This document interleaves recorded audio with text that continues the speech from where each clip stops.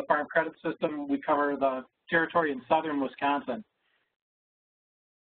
So I thought I'd start off by telling you just a little bit about myself, if that's okay. As you can see, I'm going to close this panel, Angie, if that's okay. Sure. There. Okay. You see on the left-hand side of the screen, I've got a picture of the poster for the first Farm Aid concert. And that concert I went to, it was just within walking distance of my house at the University of Illinois, where I was a student in agricultural economics. And that concert was held my senior year in college. Little did I know how difficult it was going to be to find a job when I got out of school. And I ended up going to work for FS, building grain bins down in central Illinois, south of Champaign, until a position came open here in Prairie du Sac, and I moved up to Wisconsin. So I figured I'd stay in Wisconsin 2 years, go back to Illinois. After 2 years, I ended up, instead of going back to Illinois, I went to work for a company called Midwest Livestock Producers Cooperative. And I ran the satellite video auction at Midwest Livestock Producers, where we sold feeder cattle by satellite. Midwest Livestock was doing great business for the first 4 years that I worked there, and then in the 5th year, the company pretty much imploded, and we were headed towards bankruptcy. I stayed for a year into that whole debacle, and then ended up going back to graduate school at UW-Madison and went to work for the Center for Integrated Agricultural Systems. I went to work for CIS because I wanted to learn about sustainable agriculture, and I felt like I'd already learned a lot about unsustainable agriculture. So had a good experience there, got my master's degree, ended up going to work for UW Extension, and I was a county agent for 11 years in Sauk County. And from there, was offered a position at the Wisconsin Farm Center to lead the Wisconsin Farm Center, which is the Farmers Assistance Program at the Wisconsin Department of Ag, Trade, and Consumer Protection. So I was there for 5 years and then left and came to work for Badgerland, and I've been here going on 3 years now. So Badgerland, we're a rural lending and other financial services co-op. So we make loans, we also do taxes and accounting, and we sell crop insurance, and we do appraisals and some other things.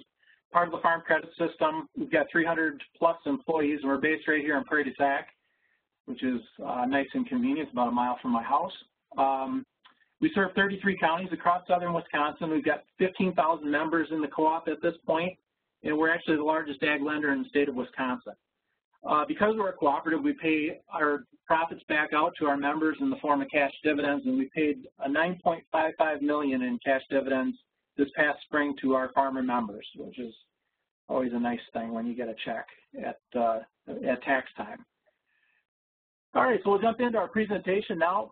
And I want to argue that filing a farm income tax return is a wonderful thing. Most people probably wouldn't agree with that statement. But the nice thing about having to file farm taxes is that it forces us to do a lot of things that are really useful on the farm. Forces us to keep really good records because we know that we're going to have to turn those records in at the end of the year in order to file our taxes. So we've got to keep good track of things. Just like organic farmers have to keep good track of their records, we have to keep good records in order to file our income taxes. Forces us to track our cash farm income, and also forces us to track our cash farm expenses. It also forces us to think about depreciation, which is, of course, not a cash expense, but it's a true expense on the farm. You're wearing things out as you use them on a farm, and we want to be able to take that into account.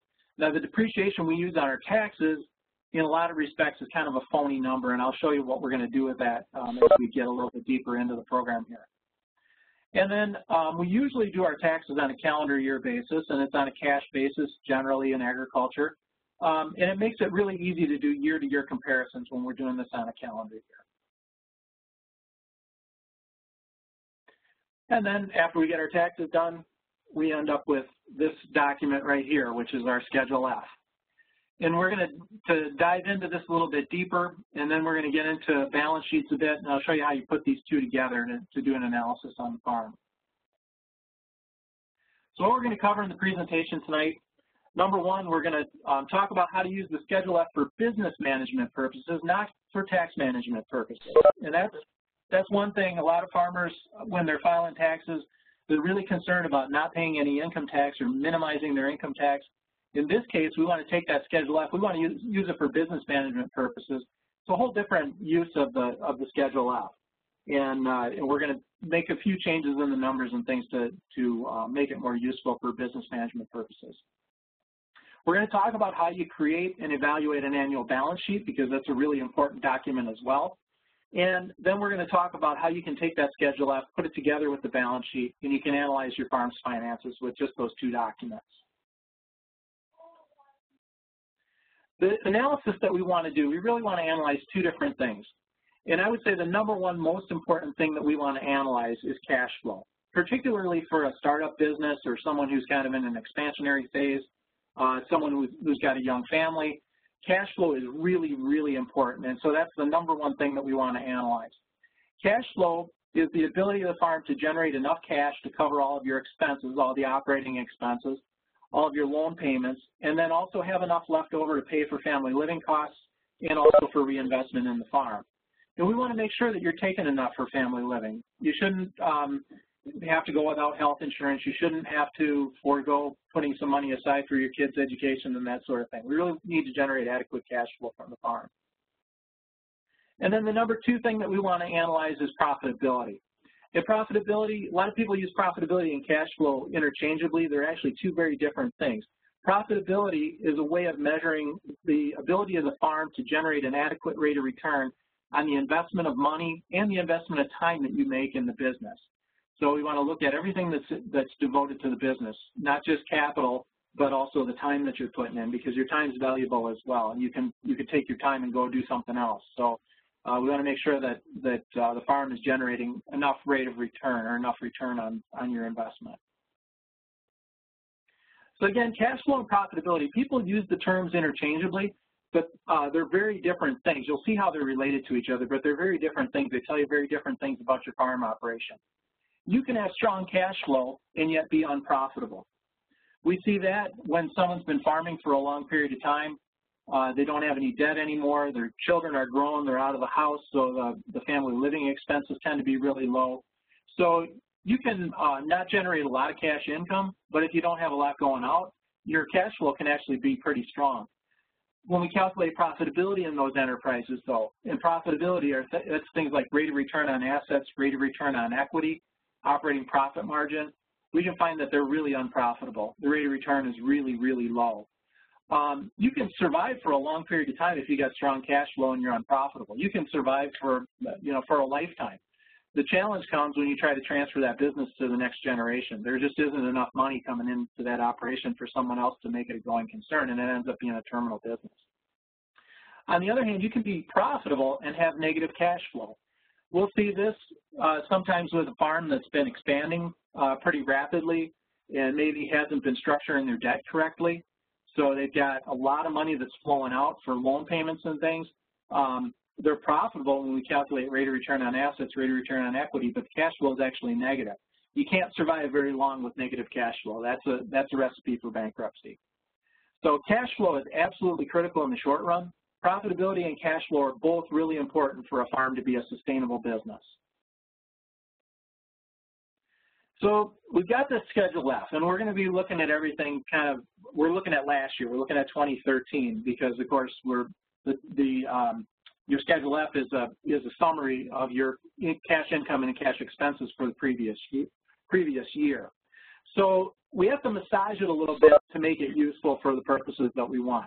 It's not really a statement of cash flows because it excludes some cash items, things that we're going to include on a cash flow statement, but as cash income or cash expenses, and it also includes some non-cash items. In particular, it includes depreciation, which is not a cash expense, as we just talked about. So the Schedule F really isn't a statement of cash flows, and it's also not really an income statement. It doesn't account for things like changes in inventories, changes in accounts receivable, payables, those sorts of things, which you would want to do on an income statement. So, but with some work and with the balance sheet, we can really turn it into something useful. So we're going to look first at the top part of your Schedule F on the income side. And in this case, the example that I'm using, and it's the same example that I showed in the earlier slide, I just blew up the income section here. I'm trying to keep this example really simple for our purposes tonight. So in this case, we're saying that they just had sales of vegetables totaled $45,000 for the year. Now that's cash sales. That's cash that was actually generated during the year, $45,000 of income, and that flows right down to the bottom line.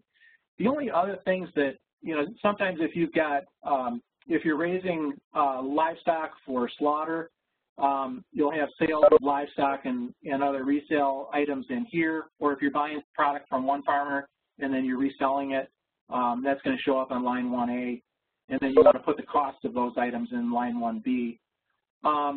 Other things on here, if you had crop insurance proceeds or if you're getting any ag program payments, CRP payments, that sort of thing would show up here. Sometimes a milk or dairy producers, their income actually shows up as a cooperative distribution occasionally. So that's about it on the income side. Custom hire might be another thing that you'd run into. But some of the questions that we're going to look at, when we look at the income side, the first thing we really want to know, is this a typical year's income? Or is there something that's making the income picture a little fuzzy? So in other words, did you receive payment in 2013 for stuff that you actually sold in 2012? So if you delivered product in 2012, but the person didn't pay you until 2013, it's going to show up in your cash income for 2013, but it actually should be credited to the previous year because it was something that was produced that was actually delivered in that previous year. And so we'll make some adjustments as we go along here. Are you still waiting to be paid for stuff that you produced and sold in 2013? So you delivered stuff in November, December, but now it's an account receivable on your books. You haven't gotten paid yet for it. So it's going to reduce your income in 2013 when really we should be taking some credit for the stuff that got sold, delivered, but just hasn't been paid for. And then are there other items that you typically sell that don't show up on your Schedule F? Like if you're selling breeding livestock on a consistent basis, that's going to show up on a Form 4797. So we want to be sure to pull that income in if that's something that's a regular sale, something that you're constantly doing every year. So we want to make sure that we account for that. The other thing we want to know on the income side, were there some items that you produced but you didn't sell, so they didn't necessarily generate cash? And that could be vegetables that were used for home consumption, or vegetables that were traded to someone else, or any other barter that you might have done if you produced hay and you traded it to a neighbor in exchange for some tractor work or that sort of thing. Any product that maybe you provided to farm interns, you want to be sure to account for that. Those are all things that aren't going to show up as a cash income item, but it's things that you want to account for. Then we're going to look at the expense side. And again, I try to keep it relatively simple. Oops. Try to keep it relatively simple here. A couple things that I'd like to point out. Depreciation, again, a lot of times this is a phony number, and you'll see as we go along here and go through an annual statement of cash flows, we're going to take that depreciation figure out, that tax depreciation figure out. We're going to replace it with something we call economic depreciation, which is a truer sense of the depreciation on equipment in real time. In other words, you can, with what's called Section 179 depreciation, you can accelerate depreciation, expense things out all in 1 year. And that'll all show up here on line 14 on your Schedule F. We don't want to take that though, because it's going to really throw your numbers off as far as the profitability of the farm. Otherwise, this is all pretty straightforward on the expense side. Some of the questions that we want to ask here, are any expenses here artificially inflated? In other words, do you have some things maybe that have been charged to the farm, but in reality they're personal expenses? Maybe you got car and truck expenses that are charged to the farm, and most of them are farm, but some are actually personal. Maybe there's some supplies. You know, you go to Farm and Fleet, you buy $300 worth of stuff, and maybe 50 of it was for the house and 250 was for the farm. Did that all end up as a farm expense? We want to back some of that stuff out to give you a truer picture of how the farm's performing. Any prepaid supplies that were used up during the year. So in other words, you paid for something in 2012, you used it in 2013, so you want to make sure that you're charging the farm for it for that year. sometimes we'll see that someone pays 2 years of property taxes in 1 year. And so we want to separate out, make sure that we're only expensing the 1 year of property taxes. Are there any big unusual repair bills? So a tractor blows up and you have to have an overhaul during 2013. That all shows up in repairs, but it's not something in a typical year that you're going to have as an expense. So we want to back that out as well. Any expenses that are artificially low. So using up supplies purchased the year before, not fully accounting for labor costs. There's some other things that will cause your expenses to be artificially low. If there were any bills that were incurred and weren't paid, that'll cause your expenses to be artificially low, make your farm look like it was more profitable maybe than it really was. That's pretty much it on the Schedule F for the time being. We're going to come back to it, of course. But at this point, are there any questions about Schedule F?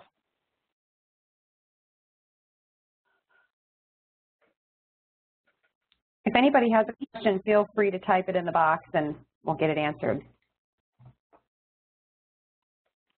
Yeah, and you can do that at any point as we go along here, too. Mm-hmm.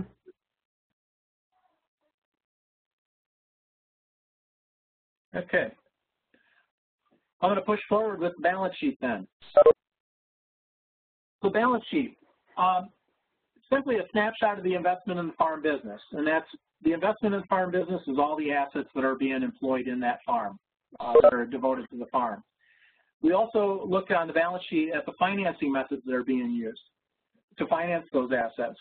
Now that financing isn't just bank financing or financing through farm credit or whoever.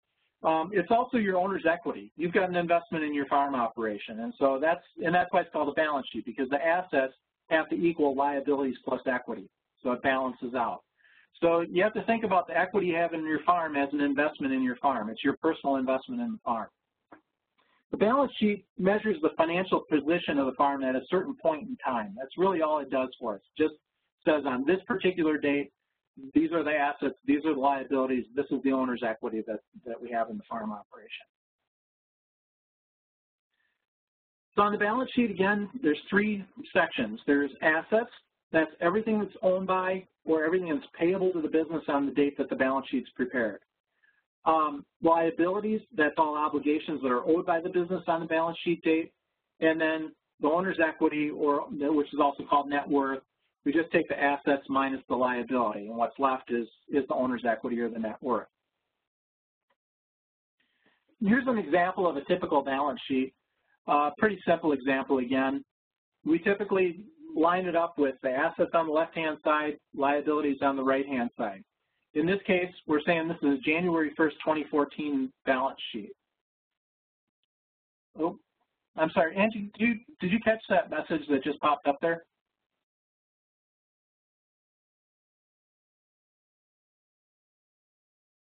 Let's see, it looks like Kathy Zeman, oh, it looks like they're just talking, oh, I see what you're saying. Would you prescribe to use the Schedule F categories for creating the chart of accounts in QuickBooks? Oh, yeah, that's a good question, and definitely I would say do that. You may want to set up your chart of accounts with more detail than the Schedule F categories, but if you can try to make it flow right into that Schedule F, that's ideal. It's going to be so much more convenient when it comes tax time if your chart of accounts flows right to the Schedule F. Yeah, thanks for asking that question. That's a good one. So on this balance sheet and all farm balance sheets, we break assets out into current assets, intermediate assets, and long-term assets. Current assets, that's anything that's either cash or something that could be converted to cash or something that's going to be used up on the farm within a year. So you can see the categories that we have: cash and checking, prepaid expenses. So if you've got things that you've paid for that are going to be used up during the year, it's considered a current asset. Value of growing crops, any accounts receivable. So somebody owes you money for something. It's a current asset because it should convert to cash within the year. Same thing with crop and feed inventories, market livestock. Those are all current assets. Intermediate assets, that's something that's got a life from 1 to about 7 years. And that's a category that most businesses outside of agriculture don't put in. We do because there are a couple of things that that tend to be pretty large asset classes that fall under intermediate farm assets, and that's breeding livestock and machinery and equipment. So even though, you know, most people would argue, well, the tractor is going to last more than 7 years, yeah, but for depreciable life, we typically would set it up on a 7-year schedule, so it shows up as an intermediate farm asset. Other intermediate assets that show up here, maybe co-op stock, things like that, occasionally will show up as an intermediate asset. And then we have long-term farm assets. We break out land from buildings and improvements and then other long-term assets. We do that because land is not depreciable, but buildings and other improvements are depreciable, and we like to track those separately. You'll see as we go down here, we also have a category for non-farm assets. And in this case, what I'm putting in as a non-farm asset is the value of the farmhouse. And I do that, I like to separate out the value of the farmhouse because otherwise you'll see when we get to the section where we talk about rate of return on assets, rate of return on equity, if we include the farmhouse as a farm asset, then we have to, that farmhouse ends up having to generate some return. It unfairly kind of dings the farm in a way, you might say, because you have to have someplace to live whether you're farming or not. So we really need to take the value of that house and separate it out as a non-farm asset so that we're not trying to generate a return on the house. So we've got our total farm assets and then non-farm assets. So in this case, we've got total assets, and we add farm and non-farm together, $285,000. On the liability side, again, we break it out by current, intermediate, and long-term. Current farm liabilities, that's anything that's either due now or that's going to come due within a year. So it includes accrued interest on loans. It would include any accounts payable. So if you have a bill at the co-op that's gone beyond 30 days, we would include that as an account payable. It also includes all the principal that's due within the year on longer-term debt. So in this case, you can see they've got a machinery loan. It's a long-term loan, but in this current year, within the year of 2014, they have to pay principal amount of $2,456. So we want to show that as a current liability because it's got to be paid this year. And same thing with the mortgage. This year, the principal that's going to be due on the mortgage is $4,078. So that shows up as a current farm liability. So we got total current liabilities in this case of $6534. And then machinery and truck, that would be any loans for the machinery and farm truck, other equipment, that sort of thing. The one caution I would say, if you've got a loan for those sorts of things, if you take the principal that's due within a year out, make sure that you subtract it so you're not counting it twice. So in this case, we would have taken off the principal that was due within the year, and then the $17,544 is everything that's due from 2015 forward. Paul, we do have a question. Oh, okay, yeah. Inga asked, if you have an office in the house, how does that figure in here? I understand it makes sense to take the house out, but what about farm-related business things? Yeah, you know, of course, you can charge that off on your Schedule F. Yeah, I don't know. You probably should put something on your balance sheet. If you're charging it off on your Schedule F as a farm expense, you probably should put something on your balance sheet for the value of that office as well. But you know, in most cases, it's going to be kind of immaterial. Okay, Kathy has a question too. If the home is a non-farm asset, then shouldn't there be a non-farm liability against it? There should be if you have a loan that you can allocate something for that. You know, in this case, I'm saying that the mortgage is completely against the land and the buildings and improvements. But yeah, you should, if you can separate out what portion of your loan should be allocated to the house, that should show up as a non-farm liability as well. Yeah.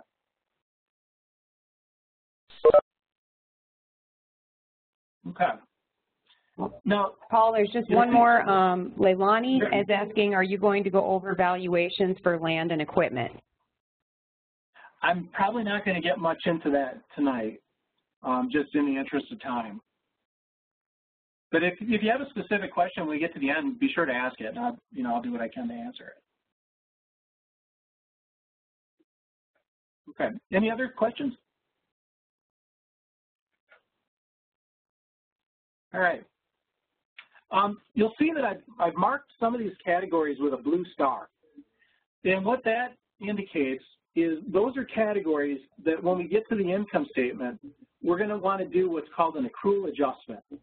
So to do an accrual adjustment, we really need 2 years of balance sheets. And that's why I would argue we should always do a balance sheet on January 1st of every year. Because then you can take January 1st, 2013, compare it to January 1st, 2014, and you'll look at these blue-starred categories and see how they've changed from one year to the next. And we'll make accrual adjustments according to how those categories have changed. It gets a little bit complicated. I'm not going to talk a lot about that tonight. I do have one example towards the end that'll show what that does when we calculate profitability and why it's important to track it. It's especially important for some farmers, like farmers who have market livestock, for example, where those inventories might change, or who have home-raised breeding livestock that they sell, because a lot of times if you're starting a beef herd and you're building up your cow numbers, you're putting a lot of money in, and if you're not taking that accrual adjustment, it looks like you're just pouring money into the operation, and you're not getting anything for it.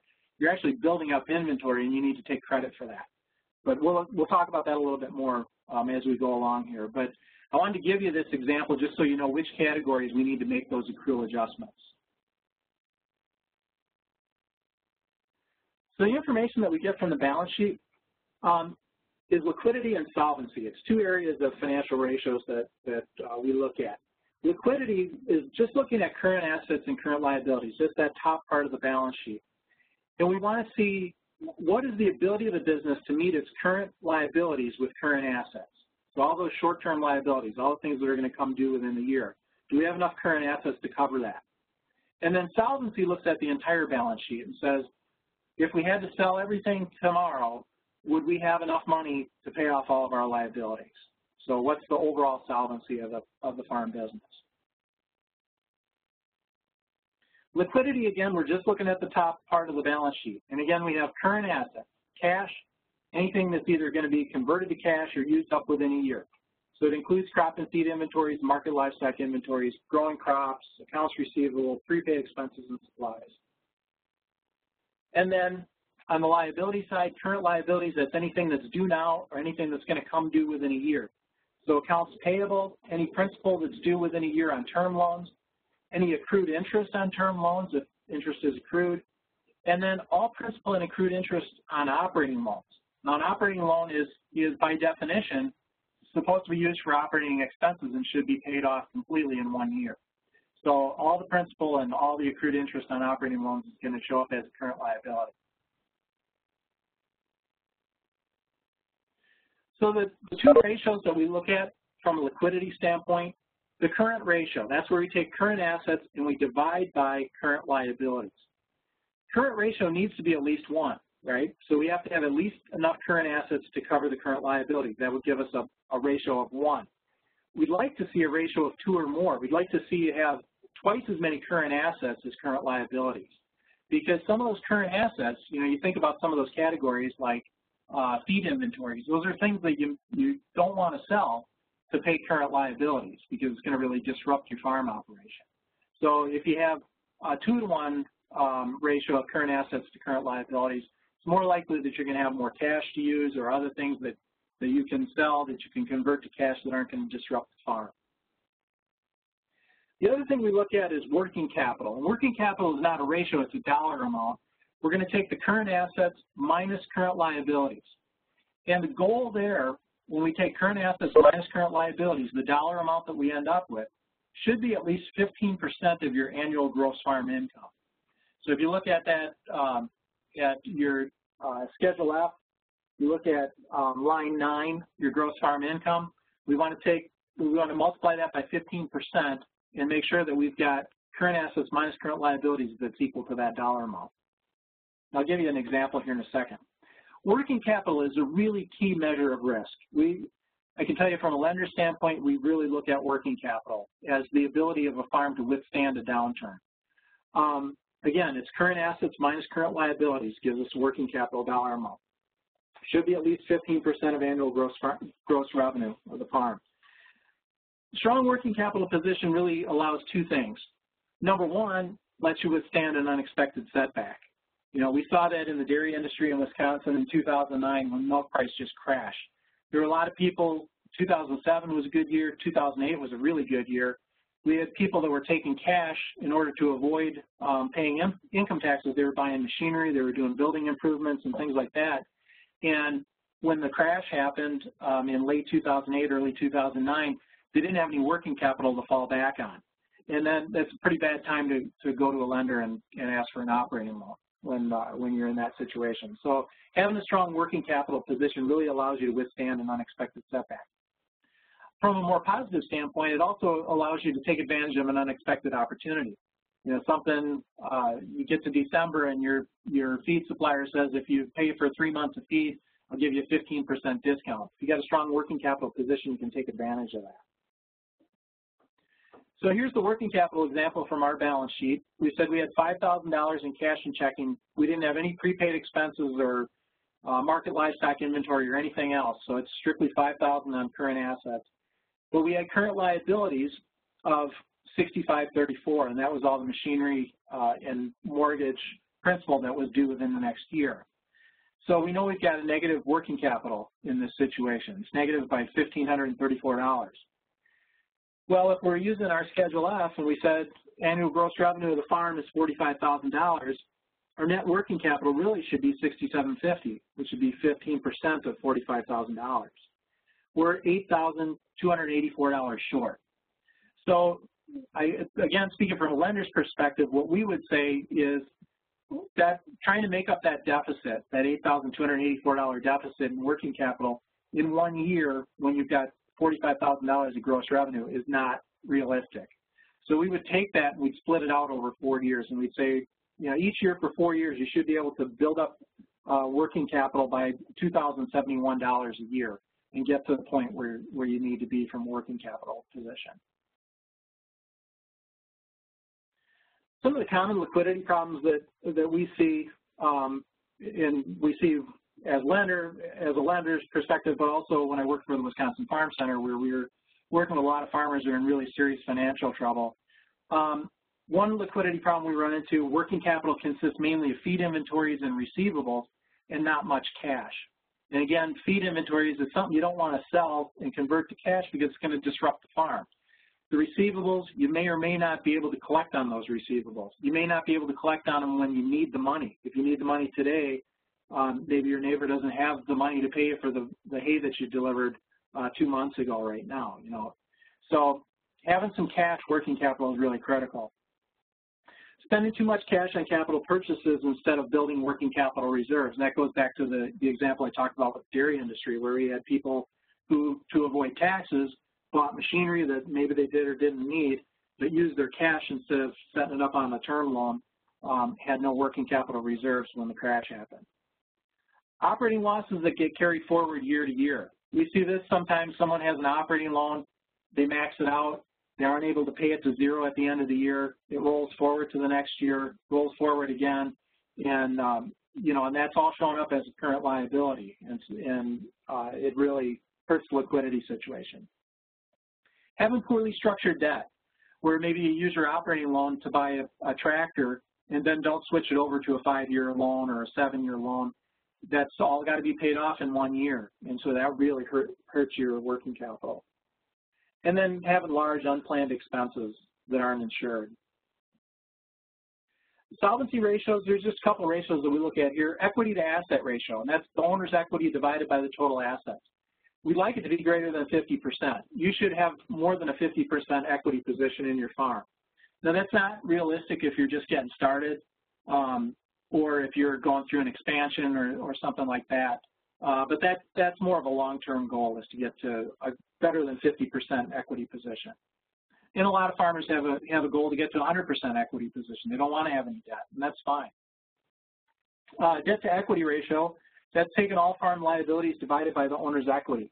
You kind of think of this as the dollars of debt to each dollar of equity that you have.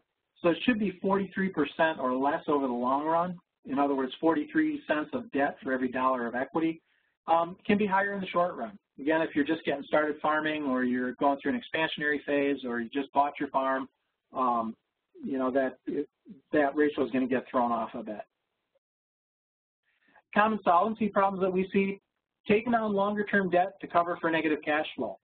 And again, we saw that in 2009 where people built up a lot of open accounts and their feed suppliers were cutting them off, the vet wasn't showing up anymore, and in order to pay those bills, they had to take a second mortgage. You don't want to do that. It's going to cause a solvency problem at some point. You know, that's kind of a desperation move. Erosion in market value of assets. You know, it's hard to believe that asset values could decline when we've seen farmland values increasing the way they have. But again, I lived through the 80s, and I can tell you asset values can decline, market values can decline. They can decline just from lack of maintenance and things like that, too. And then finally, assets that depreciate faster than the loan balances get paid off can cause solvency problems. Okay, any questions on balance sheet?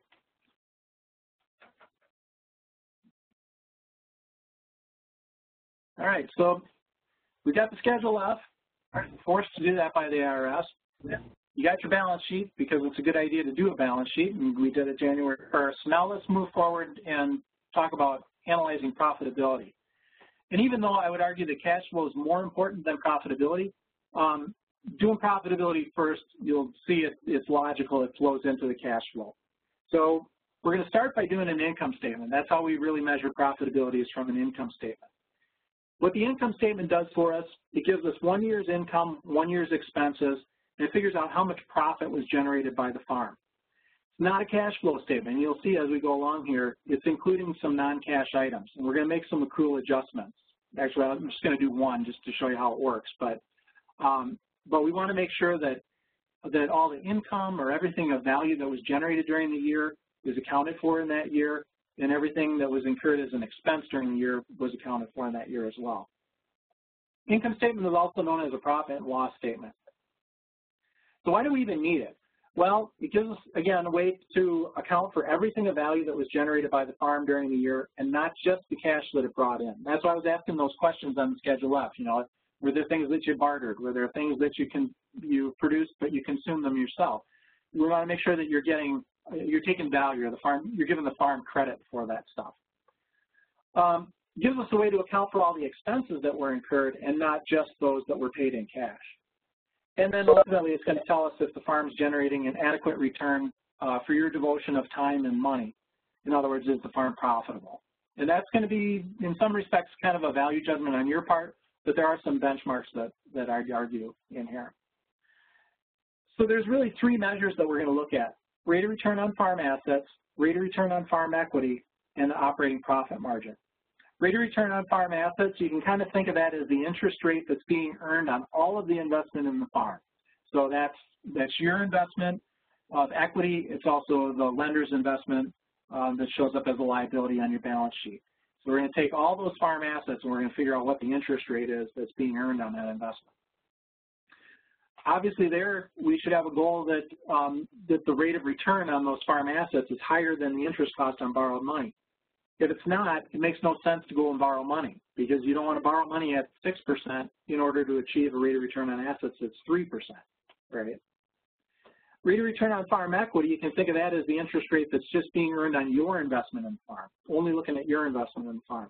The goal there is that that rate should be higher than the rate of return on assets. You should get a higher return on your investment in the farm than you and the lender get on your combined investment in the farm. And then finally, operating profit margin, that's taking net farm income dividing by gross farm income. The goal there is about 20% or higher. That's a goal, though, that's really dependent on the type of operation you have. If it's a confinement dairy, it's got a lot of assets tied up, tends to be kind of a low-margin business in the grand scheme of things, an operating profit margin of 10 to 15% might be considered pretty good. If it's a really labor-intensive operation where there's a lot of family labor that's being deployed in the business, and you're not necessarily accounting fully for the value of that labor, operating profit margin maybe should be 30 to 40%. So in some respects, that's going to be a bit of a value judgment as well, and really based on the enterprise. So the income statement. On the income side, we're going to include cash sales of farm products, which you'd expect to have on there. government payments, custom work income, all that stuff that shows up on the top part of your Schedule F. But we're also going to include changes in inventories of feed, crops, livestock, market livestock, and also home-raised breeding livestock. And then also changes in prepaid expenses, accounts receivable, payables, and accrued interest. All those blue-starred things that were on the balance sheet, we want to include. We're going to make adjustments on the income side of the income statement. On the expense side, we're going to include all the cash operating expenses. We're going to include interest that's paid on farm debt, but we're not going to include principal payments. Because the reason that we don't include the principal payments, the interest you can kind of think of as rent that's being paid on money that you borrowed.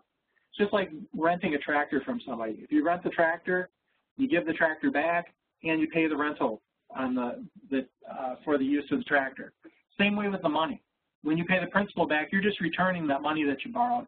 The interest is actually the rent that you're paying on the money. So that's why we include interest, but we don't include the principal payments on the expense side of the income statement. We're also going to include depreciation, again, which is not a cash expense, but it's a true expense. It's something that you're going to have to replace things as they wear out, so we want to make sure that we're accounting for it. Paul, we do have a question from Jill.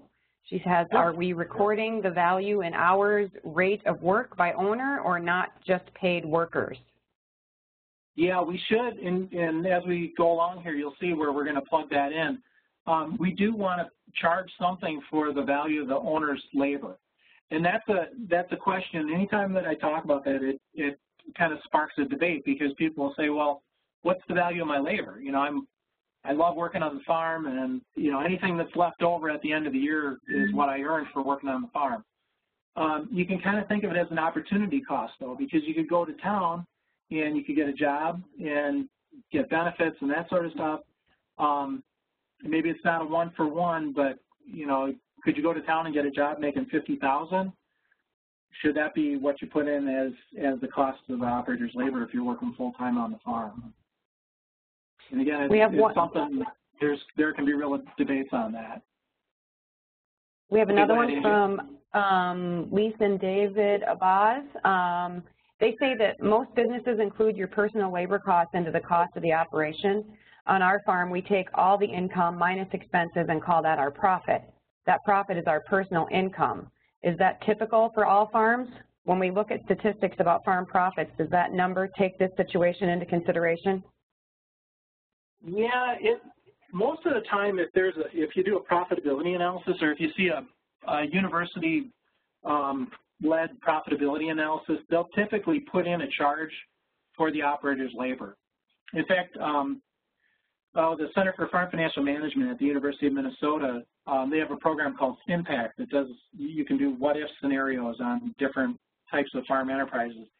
And they've got a formula in there that takes a certain percentage of the sales plus so many dollars per hour, and it charges that to the value of the operator's labor. So generally, if you see a profitability report from a university, it is going to have a charge in there for the value of the operator's labor. But typically, farmers will do exactly what Lisa and David said they do, which is just take income minus expenses, whatever's left is profit, and that's their earnings for the year.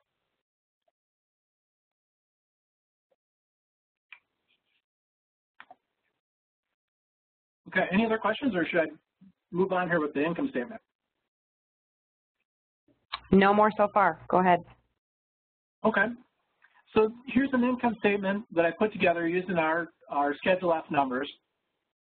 And I tried to plot out here and show where these numbers are coming from on the Schedule F. So we're going to start on the income side. Again, we had $45,000 of vegetable sales.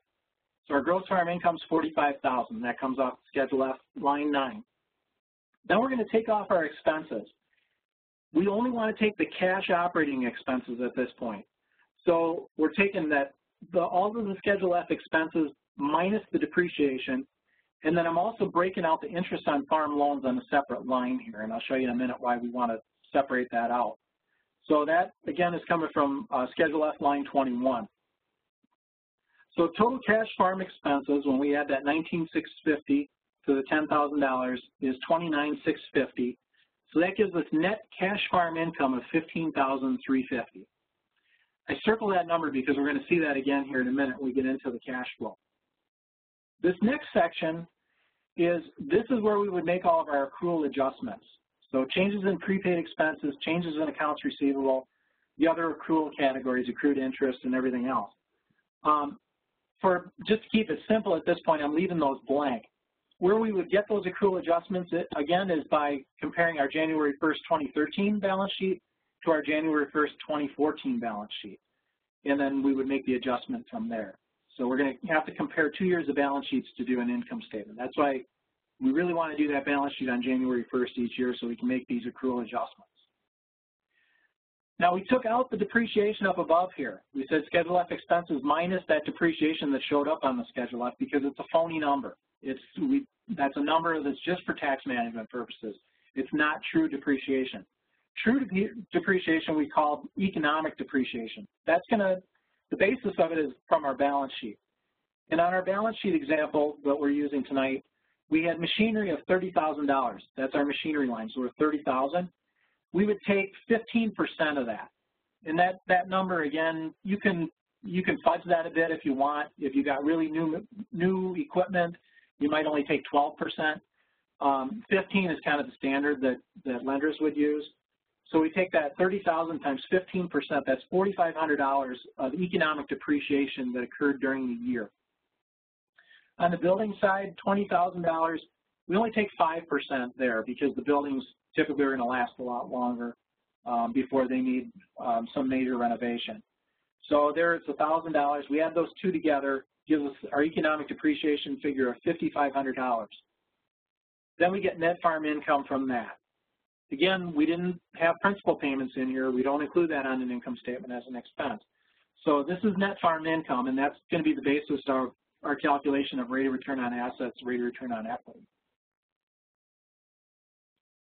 So here's how we calculate rate of return on assets. And again, rate of return on assets, we think of this as the interest rate that's being earned on everybody's investment in the farm, yours and your lenders. So we've got the net farm income number, that bottom line number, $98.50. In this case, we're going to add back the farm interest. We do that because if we didn't add back the interest, the banker's going to get paid twice, and you don't want to do that. So we add back the interest in this case, the $10,000. Then we're going to subtract the value of farmer's labor. And in this case, I put in $18,000. I know that's low. I'm not saying that that's what someone's labor should be worth, but that's just the dollar figure that I'm plugging in here tonight. So it's whatever you decide the value of your labor is. So we're plugging in $18,000 in this case, gives us a return on farm assets of $18.50.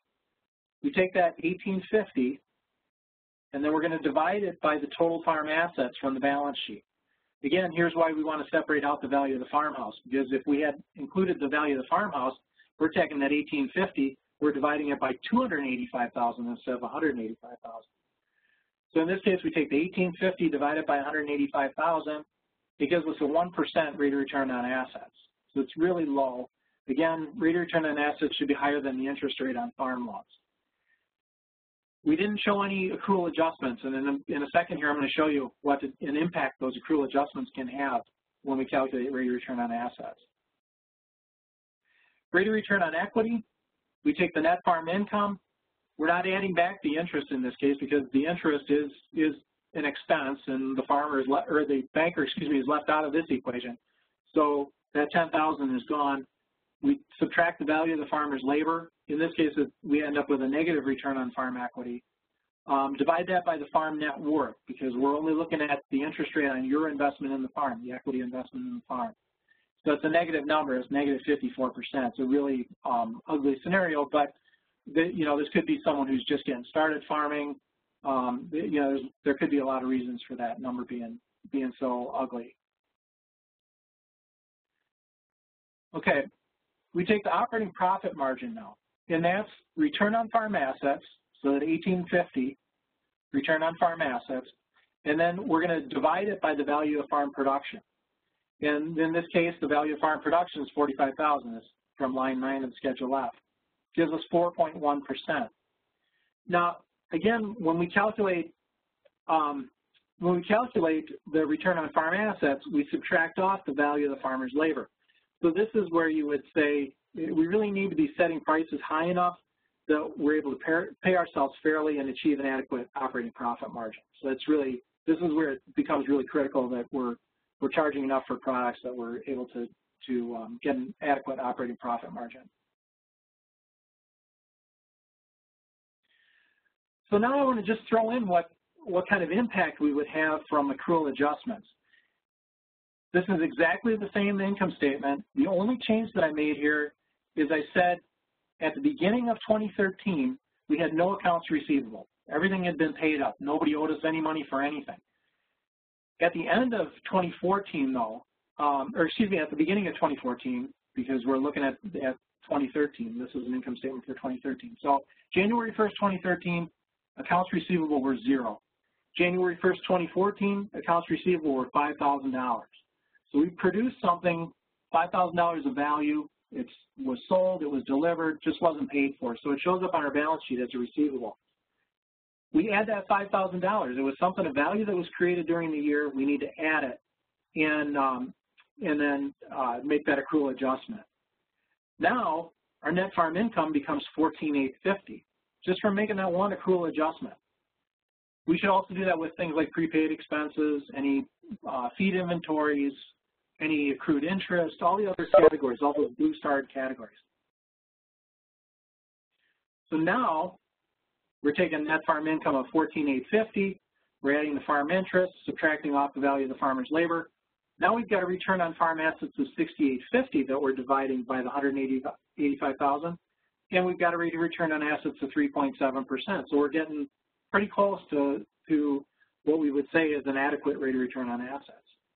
That's why it's so important to be able to make those accrual adjustments, and the only way to do that is by having a balance sheet that's January 1st one year, January 1st the next year, or whatever other time period you decide. It's a challenge that we have as lenders. You know, someone will come in for a loan, and that's when we do the balance sheet, but we don't have a balance sheet from the same time period the previous year to make that comparison. We can't do the accrual adjustments, and sometimes it makes it really difficult to make the loan because we can't show the value of the stuff that they produced and was added to inventory and those sorts of things. Common profitability issues that we run into: capital investment that's too high relative to income, depreciation that's too high, putting too little or putting no value on the farmer's labor. I'd really argue that you should plug something in, even if it's not adequate, even if it doesn't truly represent what you could make in town if you took a job in town. But put something in. You have to put something in for the value of your labor. You work too hard to not take credit for generating an income from your farm. Failing to account for changes in accrual items, that's a huge one. You know, so that's why it's so important to do those accrual adjustments. Operating expenses that are too high, particularly feed, labor, and interest. Those are the big three that we tend to see that are just too high. And then another profitability issue, and I wouldn't call it necessarily a problem, but in agriculture we usually use a market value balance sheet, and with market values of assets that have been increasing, it makes it really difficult to achieve an adequate rate of return on assets and equity. So any questions on that before we move on to the cash flow analysis? Doesn't look like there's any so far, Paul. Okay. All right, so we're going to move into the annual statement of cash flows. And again, this is the part that I would say is even more important than profitability. Profitability, long run, yeah, it's important. Short run, you know, if you're doing what you want to do, what you love to do, and it isn't necessarily generating the rate of return on assets, rate of return on equity that we say is adequate, well, if you're fine with that, well, I don't care about that. You know, cash flow is really critical, though, because that's the kind of thing that can sink you. You can have profitability that's low and you can survive for a long period of time. So I'm not too worried about profitability. Cash flow I am worried about. This is all the cash that flows into the operation, includes loan proceeds, and all the cash that flows out, including family living expenses, income tax liability, Social Security, principal and interest payments, and this is all on an annual basis. So we're looking at, again, we're looking at last year, we're looking at 2013, and we're figuring out where did the cash come from, where did it go, how much was left over, was there enough to cover operating expenses, income taxes, family living, and then still have money left over to replace stuff that's rusting, rotting, wearing out on the farm, put money aside for the kids' education, all that sort of stuff. So here's an overly simplified statement of cash flows. And again, we're looking at the same example that we've been following through here. We're saying we started with a beginning cash balance in 2013 in the checking account, $5,000.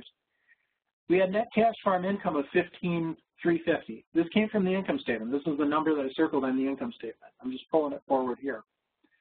In this case, we're saying there's no non-farm income. So the net cash that's available to the farm is $20,350. So the net cash farm income plus the beginning cash balance in the checking account. We're taking out a family living draw of $18,000. We wouldn't have any income tax and Social Security liability probably in this scenario, so I'm leaving that at 0. So the cash that's available for principal payments after we pay family living is $2,350. We're going to add back the farm interest that was paid, the $10,000 from line 21 on your Schedule F. We're doing that because we want to figure out how much cash do we have available during the year for principal and interest payments.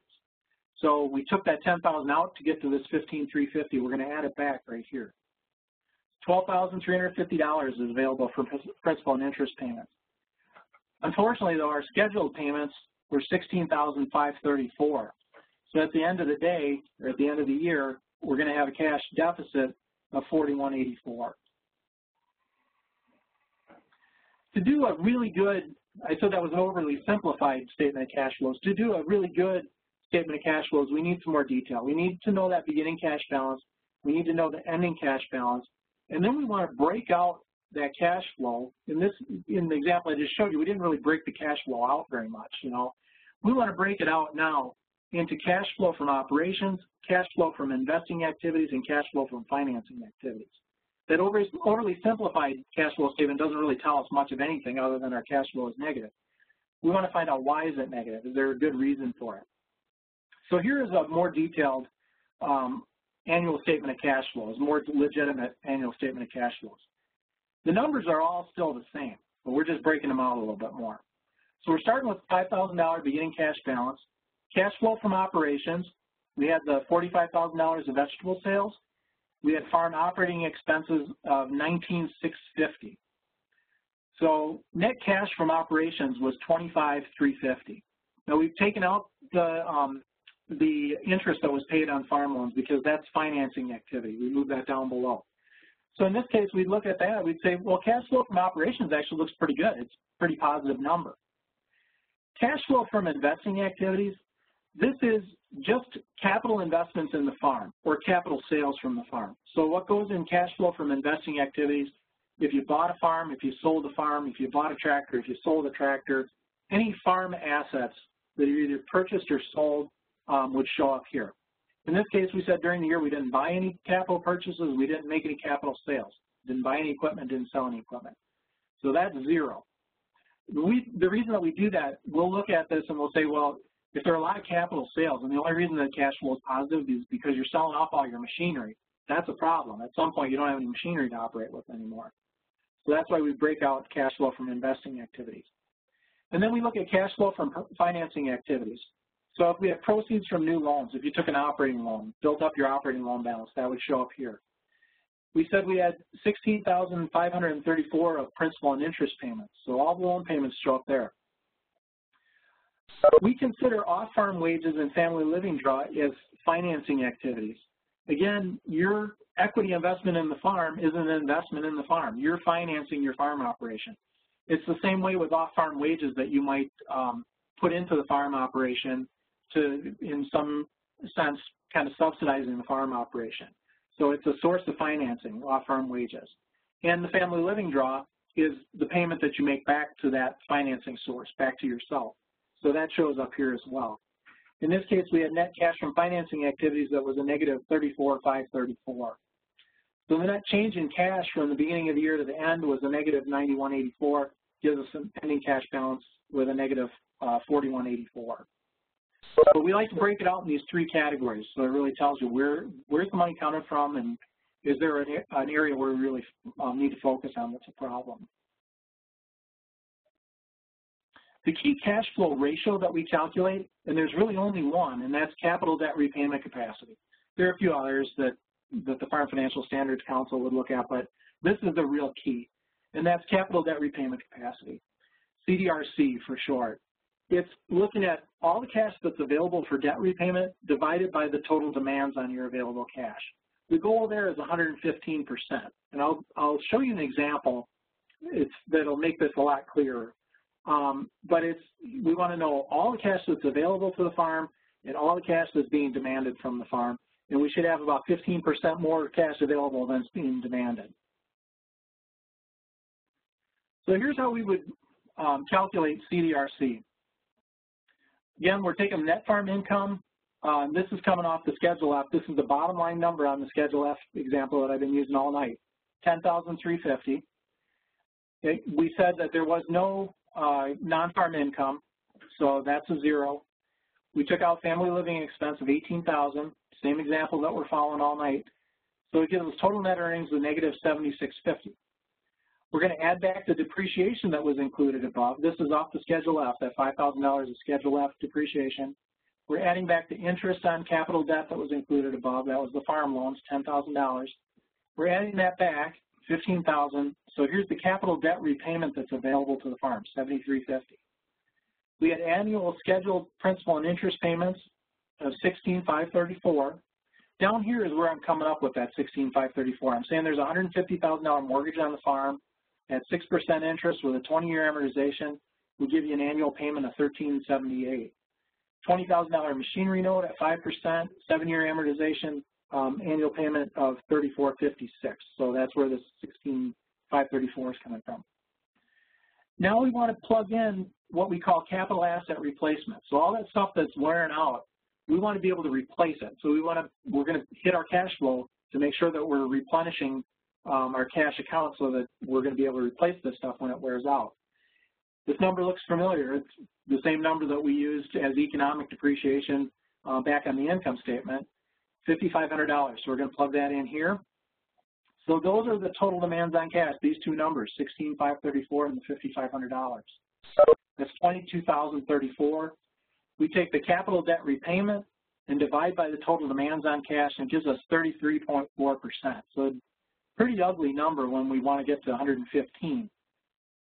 But what if, here's a different scenario, what if we had an extra $5,000 of farm income? We went from $45,000 to $50,000 of gross farm income, and we also had an off-farm job that brought in $18,000. So now our net farm income is $15,350. We've got a contribution of $18,000 from the non-farm income. Everything else is pretty much the same, and now we've got a CDRC of 137.7%. So you can make some relatively minor changes, and it makes a big difference in your cash flow. And that's where I would caution people, especially just getting started farming. If you've got an off-farm job, don't give it up too quickly until you've really established your cash flow from the farm operation, and you're sure that you're going to be able to give up the non-farm income and not put yourself in a really risky position. Some common cash flow problems that we see: volatile prices for farm production and inputs combined with relatively high debt load, having just too much debt. Too little working capital reserves can really put you in a cash flow bind. If you don't have that cash flow to fall back on, you end up having to sell things off to make up that deficit. And so that can be a real issue. Putting together overly optimistic cash flow projections, especially if you're just getting started farming, you don't have any experience, and you're overestimating what your sales could be, or what kind of prices you might be able to charge and those sorts of things, or underestimating what your expenses are going to be. So having overly optimistic cash flow projections. Loss of off-farm income. This was something that really exacerbated the problem in 2009. It was the height of the recession. And so when milk prices crashed, it also happened to be a time when people were losing off-farm income, losing their off-farm employment, losing the benefits that went along with it, and really difficult to find a job in that kind of environment, particularly in a rural area. So losing that off-farm income can be a real issue for folks. Sometimes it can be a debt structure problem, where you're trying to pay for things too quickly, but more likely it's going to be the total debt level rather than the structure, just having too much debt to try to service. Rarely a problem with family living expenses being too high. I rarely, if ever, would run into a farm family that I would say is living an extravagant lifestyle. Just a few final suggestions, and I'll open it up for questions about anything that we covered or even things that we didn't cover if you want to ask about, lending questions or anything. I'm open to anything you want to ask. A few final suggestions. Quality of life should really be your #1 business goal. And again, that's why I don't get too hung up on profitability, because if you're doing what you love to do and it's not necessarily generating the kind of rate of return that you might get from an investment, rental property or something, who cares? If you love what you do and your quality of life is what you want it to be, I don't care what the profitability is.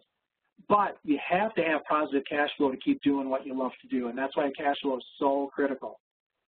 Doesn't make sense to borrow money at 6% to achieve a 3% rate of return on assets, rate of return on equity.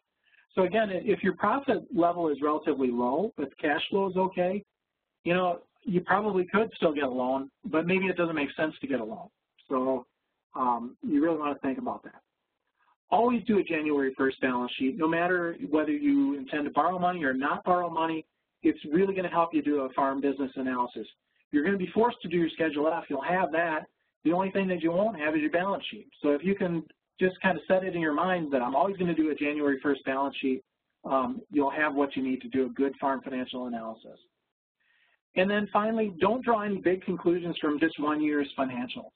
There's no such thing as an average year in agriculture. You're going to have a drought one year, you're going to have a flood the next year, you're going to have a cool summer like we did this year, you're going to have a hot summer like you did last year. So you can't really draw any big conclusions. Don't make any big decisions based on 1 year's financials. You really should look at 3 years before you make any kind of a monumental decision on the farm. So that's what I've got for you. There's my contact information. I'm always open to, if you want to give me a call, send me an email after the webinar. I'm more than happy to answer your questions, help you however I can. And then we'll open it up right now for more questions.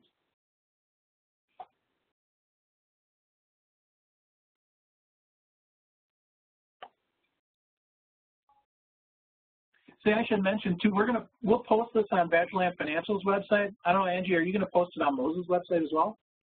We are actually. We're recording the webinar, so it'll be available on the Moses website. Okay. No questions so far, just some comments. One of the attendees said, "Great point on quality of life, Paul," and then we've got a couple of people just thanking you. Oh, thanks. If there's no questions, I do want to remind everybody to join us a week from tonight, next Tuesday, September 16th, same time, 7 o'clock, evaluating investments and operational changes. If you're thinking about purchasing new equipment or expanding your operation, Chris Blanchard will be talking about how you can better understand the economic and other impacts of those investments and operational changes. So be sure and register for that and join us for that next week. We do have a question here, Paul. It says, is it worth going through this if you are in a development capitalization stage? Yeah, I think it is. We're talking, this is all looking back at last year. But all the same stuff can be done using a projection, so you can project what 2015 is going to look like, what 2016 is going to look like. And run these same sort of numbers and do the same ratio analysis that we talked about tonight, and it'll give you a sense of whether you're on the right track or not. So it definitely is worth doing if you're just in the development stages. You're just putting together your business plan. And then we have another question asking if you only work with farms in Wisconsin. Yeah, our territory is just 33 counties in southern Wisconsin, but yeah, I speak at a lot of different events and things, and if you've got questions, I don't care if you're from Wisconsin or not, give me a call or send me an email. Yeah, I'm happy to help you. A couple more here. Should one just leave out the items that are development expenses? I think that relates to that other question you had before. Yeah, I guess I'm not really understanding the question. So are you? Maybe she'll add more here. And I do have another one in the meantime. It looks like Lisa and David said a couple of things we learned about that helped us was, one, pay our children for work on the farm instead of claiming those funds as income. They then opened up a Roth IRA, which could be used for college, but those funds are not included in the college's evaluation of your child's assets. Better than a college fund. One idea that helped us along the way. Yeah, thank you. Thank you. Those are really good points. And they want to know if you have any other ideas along those lines. Right. Yeah, I mean, that's one that a lot of people miss. Yeah, I'm just trying to think off the top of my head, is there any other kinds of suggestions like that? Joanne came back with kind of trying to clarify her other question, and her original question was, should one just leave out the items that are development expenses? And then she clarified by saying one-time capitalization. Oh, gotcha. Okay. Yeah, I would. Those are, yeah, I mean, they're kind of, yeah, they're an investment in the business, but it's not something that's going to show up as an asset on the balance sheet, unfortunately. You may want to track it, though. I mean, you may want to put it on your balance sheet, and with the intention that you draw that back out of the business once it's up and going. You know, so I guess I would keep track of it. One more. Deborah says that as an extension educator, I hear frequently that I am too busy to spend the time figuring this stuff out. What suggestions do you have for beginning farmers as to how to manage their time and business to do the planning that they need and should do? Yeah, I hear the same thing, and it's I mean, you can hire people to do this sort of work for you. I think it's better if you do it yourself because you'll get familiar with it. Taxes are complicated, you know. There's no doubt about that. And in fact, I'm married to a CPA, and we have someone else do our taxes because she's not a tax accountant. You know, and when it gets complicated, it's better to have somebody else do it. And it's good to have a second set of eyes on it. You know, when we get our taxes back, we review them. You know, and sometimes we'll catch something that needs to be changed or whatever. But you know, we track all the expenses and everything, but then we turn it over to a professional to do the taxes. So you can, it's like anything, you know, if you don't have an expertise in something, hire somebody who does have the expertise in it, and it's not going to cost you that terribly much. But it's, yeah, it's so critical.